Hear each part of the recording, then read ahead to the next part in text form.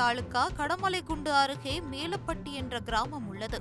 5000த்திற்கும் மேற்பட்ட மக்கள் வசிக்கும் இந்த கிராமத்தில் கடந்த மாதம் அடுத்தடுத்து 6 இளைஞர்கள் பல்வேறு விபத்துகளில் உயிரிழந்தனர். குறிப்பாக கோவை மாவட்டத்தில் சூலூர் பகுதியில் ஏற்பட்ட பெட்ரோல் தீ விபத்தில் மேலப்பட்டி கிராமத்தைச் சேர்ந்த 4 இளைஞர்கள் பலியானர். அதே காலகட்டத்தில் இந்த கிராமத்தைச் சேர்ந்த ராணுவ வீரர் ஒருவர் விபத்தில் மரணமடைந்தார். அடுத்தடுத்து நிகழ்ந்த இந்த மரணங்கள் கிராம மக்களிடம் பீதியை ஏற்படுத்தியுள்ளது.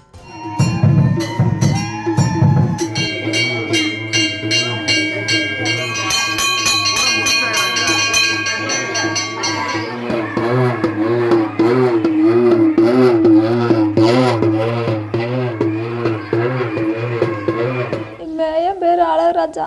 ஒரே பையன் இருந்தியான். அவனை நம்பிதான் நாங்களே இருந்தோம். இப்படி 6 பேர் போய் ஆச்சுன்னா இப்படி தீப்பிடிச்சு இறந்து போயிட்டான். 6 பேர்த்துல என் பையன் ஒரு ஆள் இறந்து போயிட்டு.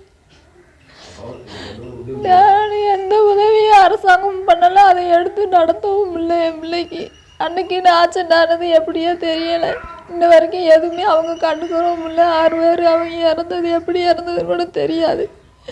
நாங்களும் போய் பார்க்கலாம். அவங்க பேப்பரில் போட்ட நீச்சத்தையும் கண்டுபிடிக்க முடிஞ்சிச்சு. ஆனால் அங்கே என்ன நடந்துச்சுன்னு யாருக்குமே தெரியலை. இன்னும் இது வரைக்கும் அவங்க எடுக்கவும் இல்லை. கம்பெனிக்காரங்களும் என்ன ஏதுன்னு கண்டுக்கிறவும் இல்லை. ஒரு நாள் ஆச்சுட்டானால அன்றைக்கே எப்படி என் மையம் ஜானம்னு என்ன இருக்குது. இத்தனை தீ பிடிக்காது, அன்றைக்கி எப்படி பிடிச்சிச்சு.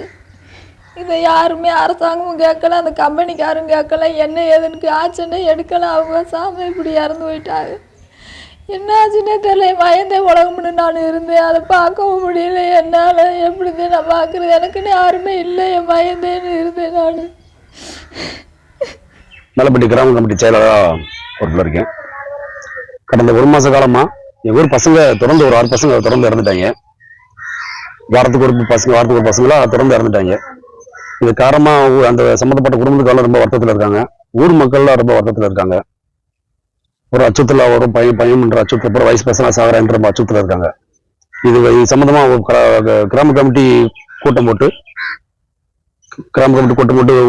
கிராமமே சேர்ந்து ஒரு வாரம் விரதம் இருந்து இன்னைக்கு ஆடிவெள்ளி நாளில் அம்மனுக்கு எங்கூர் அம்மன், காளியம்மன், முத்தாளம்மன் மற்றும் விநாயகர் 3 தெய்வங்களுக்கு சிறப்பு வழிபாடு பண்ணிட்டு இருக்கோம். மஞ்சள் நீராட்டு விழா, பால் அபிஷேகம், எண்ணெய் அபிஷேகம், பன்னீர் அபிஷேகம், இந்த மாதிரி விசேஷங்களை பண்ணிட்டு இருக்கோம். இன்னைக்கு மதியம் கொள்காட்சி ஊத்துறோம்.